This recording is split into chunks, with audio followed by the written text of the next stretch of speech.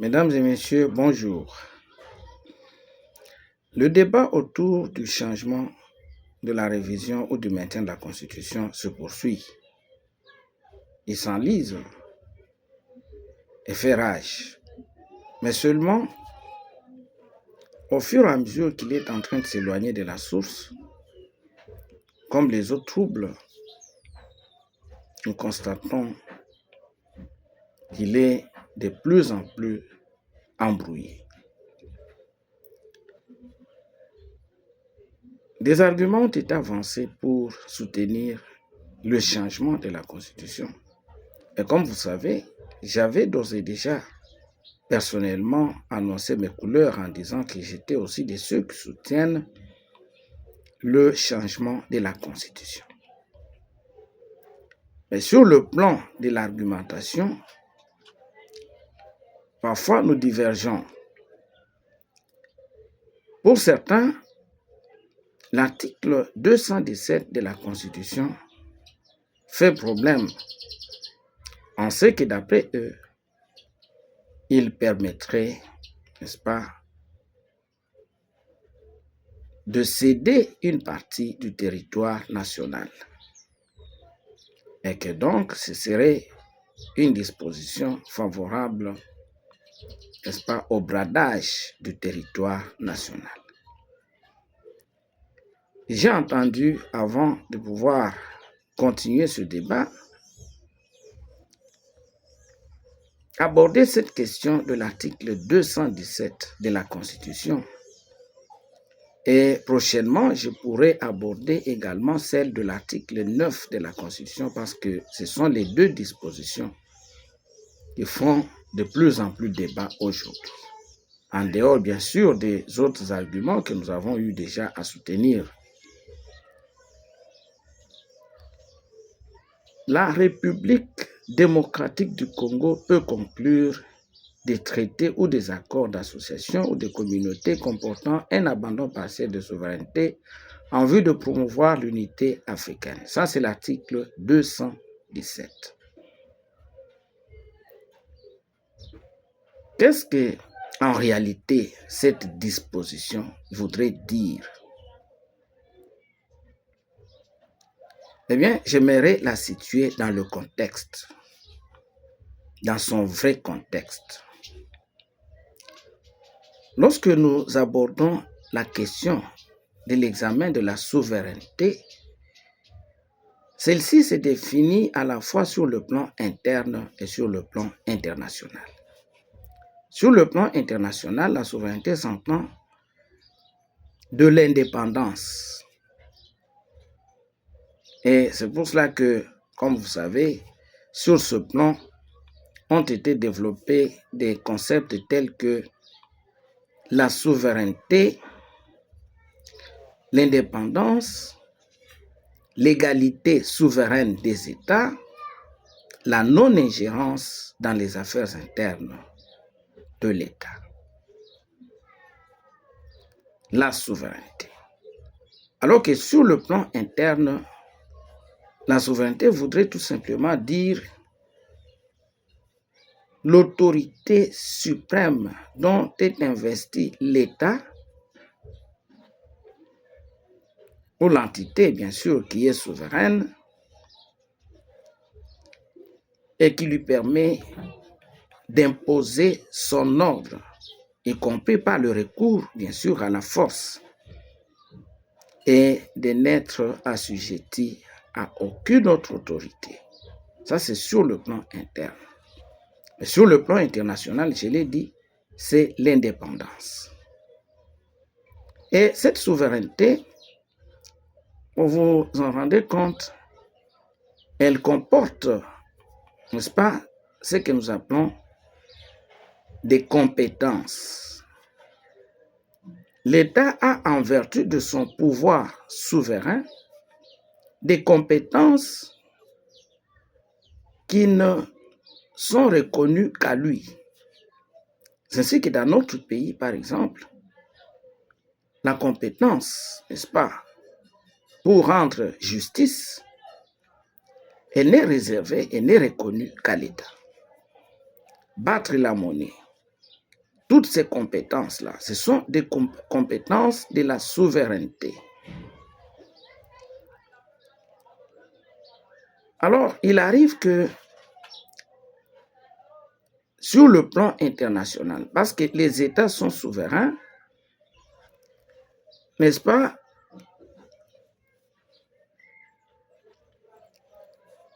ne sont reconnus comme sujets du droit international que les États ou les organisations internationales.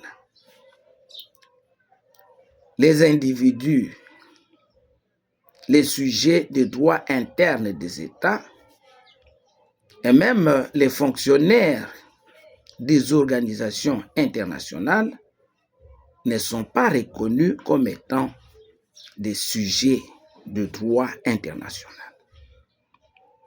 Là, nous sommes dans ce que nous appelons le principe de la médiaticité. C'est-à-dire que les organisations internationales qui sécrètent les règles du droit international dans ce genre de rapports ou de relations s'adressent aux seuls sujets de droit international qui sont les États et les organisations internationales. Les individus ne peuvent pas rester en justice devant les instances internationales.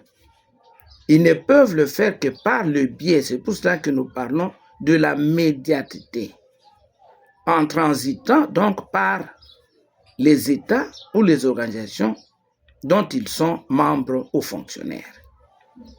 Et là, il y a un mécanisme qu'on appelle la protection diplomatique ou la protection fonctionnelle. Diplomatique, lorsqu'il s'agit, n'est-ce pas, des natifs d'un État, n'est-ce pas, pour ses ressortissants, l'État peut exercer ce que nous appelons la protection diplomatique. Nous avons un exemple, n'est-ce pas, dans ce qui est arrivé entre la RDC et l'Ouganda. Je ne veux pas aller trop loin avec des explications parce que c'est assez vaste. Donc, la protection diplomatique. L'organisation internationale également exerce ce qu'on appelle la protection fonctionnelle. Mais il est des organisations dans lesquelles, au-delà,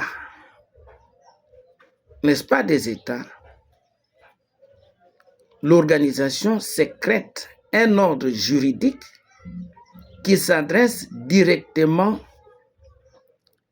et qui profite directement, n'est-ce pas, aux individus. Là, nous sommes dans le domaine des organisations qui sont fortement intégrées, intégrant ainsi le principe de l'immédiateté. L'organisation sécrète un ordre juridique qui s'adresse directement aux individus, en ne transitant pas, bien sûr, par les États. C'est ainsi que vous pouvez voir un individu qui s'adresse directement aux instances internationales sans passer par son État. Et parfois, il peut même rester en justice contre son propre État, qui se voit ainsi condamné par des instances internationales. Ces instances sont des instances, n'est-ce pas, un peu transnationales. Vous voyez qu'elles sécrètent un ordre juridique qui est en quelque sorte au-dessus des États. Alors, qu'est-ce que l'État a fait? Parce que l'essentiel, c'est que c'est l'État qui est à la base de la création de toutes ces organisations, même transnationales, fortement intégrées, c'est l'État qui est à la base. C'est ainsi, c'est dans cet ordre-là que lorsque les pères du panafricanisme africain avaient entendu, n'est-ce pas, à l'image de ce qui se fait en Europe ou en Amérique, ils avaient voulu aussi, n'est-ce pas, former ou créer ce qu'on a appelé les États-Unis d'Afrique. Vous savez que Kadhafi avait ce projet il y a les Kwame Nkrumah, et ainsi de suite. C'est dans ce cadre-là que des constitutions des États africains, à la suite d'abord en 1958 de la Guinée, avaient intégré dans leur constitution, les États donc avaient intégré dans leur constitution la disposition selon laquelle ces États pouvaient, dans le but de promouvoir l'unité africaine. Et là, j'aimerais d'abord, avant d'en arriver à cela, vous dire que lorsqu'il était question de la création de l'unité africaine, deux tendances étaient dessinées. Il y en avait qui voulaient vite et tout de suite créer les États-Unis d'Afrique. Mais les autres, qui tenaient beaucoup à leur souveraineté, avaient, n'est-ce pas, rejeté cette idée-là, préférant, n'est-ce pas, y aller par étapes. C'est ainsi que la stratégie a été de retenir d'abord une organisation pour l'unité de l'Afrique, en laissant les États, bien sûr, indépendants, mais de procéder, n'est-ce pas, en vue de cette unité-là, par étapes, en créant ce qu'on appelle des organisations régionales. Et le mécanisme à la base de ces organisations pour promouvoir l'unité africaine, c'était cette intégration. C'est ainsi que des organisations régionales ont été créées. Vous avez l'Union monétaire, ainsi de suite, avec des États de l'Ouest. Et récemment, notre État, pas récemment bien sûr, parce que ça fait des années, notre pays a adhéré à l'OHADA. L'OHADA est de ces organisations internationales qui sont transnationales, qui sont supranationales, qui sécrètent des règles juridiques qui s'appliquent directement dans l'ordre interne des États. Nous avons aujourd'hui remplacé nos dispositions internes par, n'est-ce pas, des dispositions de l'OHADA. Donc, vous comprenez qu'il n'est pas question dans cette disposition de céder une partie du territoire. Pourquoi? Parce que, comme je vous ai dit, la souveraineté implique des compétences. La souveraineté aussi s'applique, n'est-ce pas, au territoire national. Au territoire national. Alors, il n'est pas question ici de l'objet sur lequel s'applique la souveraineté, c'est-à-dire le territoire, mais il est question des compétences, c'est-à-dire qu'il est question tout simplement du transfert des compétences souveraines de l'État à l'organisation internationale ainsi créée. Et c'est pour cela que vous voyez que dans la disposition, on dit que ce sont des traités ou des accords d'association. Donc ici, il n'y a pas une cession de quoi que ce soit d'un État à un autre État, non. Et ce sont aussi des accords ou des traités de communauté. Donc, c'est-à-dire, ça implique la mise en commun, l'association entre les États. Donc, ce n'est pas le transfert, que ce soit bien retenu, du territoire d'un État vers un autre État, mais il s'agit de transfert de compétences de l'État vers une organisation internationale, supranationale, ainsi créée. Donc, une communauté. Voilà, il faut que ce soit bien fixé ainsi dans les esprits. Mais est-ce que la constitution actuelle permet, oui ou non, à l'État, parce que c'est là la question, ceux qui disent la Constitution est mauvaise parce qu'elle permet à l'État de céder des compétences, de céder plutôt le territoire à un autre État. Est-ce qu'ils ont dit vrai ou bien ils n'ont pas dit vrai? Je crois que la question essentielle, c'est celle-là. Est-ce que notre Constitution ne permet-elle pas à l'État, à la République, de céder une partie de son territoire? Et là, je me rends compte et je voudrais attirer l'attention de ce qu'on est en train, en parlant de en évoquant la disposition de l'article 217, d'aboyer à un mauvais arbre. Donc c'est comme un chien qui, poursuivant un gibier, se limite, se tient sous un arbre, alors que le gibier a déjà sauté, il est déjà à un autre arbre. Effectivement, la Constitution congolaise permet à l'État de céder une partie de son territoire. Mais ce n'est pas l'article 217 qui le permet, c'est l'article 214 de la Constitution, le deuxième alinéa de cet article. J'aimerais le lire pour, n'est-ce pas, que vous puissiez bien le comprendre. La disposition dit ceci. Nulle cession, nul échange, nulle adjonction de territoire n'est valable sans l'accord du peuple congolais consulté par voie de référendum. Nulle cession, nul échange, nulle adjonction de territoire n'est valable sans l'accord du peuple congolais consulté par voie de référendum. Qu'est-ce à dire? Ça veut dire que l'État, le peuple congolais peut décider de céder. Cession. La cession, c'est l'action de céder. Échange.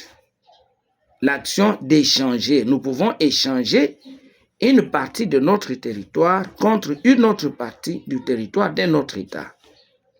Nous pouvons aussi, n'est-ce pas, nous adjoindre une partie du territoire d'un autre État pour l'amener, n'est-ce pas, à intégrer notre territoire national. Mais pour ça, la Constitution dit qu'il faut que le peuple congolais puisse accepter cela par voie de référendum. Voilà un peu ce que la Constitution dit. Et j'aimerais attirer votre attention sur le fait que cette disposition ne date pas seulement d'aujourd'hui. Elle se retrouve dans la plupart de nos constitutions. Si vous allez dans la constitution de 1967, par exemple, vous allez trouver que c'est une disposition qui existe. Aujourd'hui, donc, le débat, c'est que est-ce que cette disposition vaut la peine alors qu'aujourd'hui, nous sommes à l'heure de la suspicion. Donc, je crois, j'ai voulu tout simplement recadrer le débat sans prendre position. Qu'on ne m'en veuille pas. Je n'ai pas voulu personnellement prendre position dans ce débat, mais j'ai voulu seulement clarifier les contextes, les concepts qui sont utilisés. Donc, n'aboyez plus au mauvais arbre. Ce n'est pas l'article 217. Référez-vous plutôt à l'article 214, l'alinéa 2. Donc, cela étant, prochainement, je voudrais, n'est-ce pas, aborder la question de l'article 9 de notre Constitution, la souveraineté permanente de l'État sur les territoires au lieu de la propriété qui était reconnue à l'État congolais. La seule façon pour vous de nous soutenir, comme je l'ai toujours dit, c'est que vous puissiez vous abonner à notre chaîne, que vous puissiez partager au maximum pour que ce que nous sommes en train de dire puisse atteindre le maximum, n'est-ce pas, de nos concitoyens, pour que l'ignorance, je pense, soit chassée. Et que vous puissiez aussi, n'est-ce pas, liker nos vidéos pour assurer notre visibilité. Cela étant, au revoir et à la prochaine.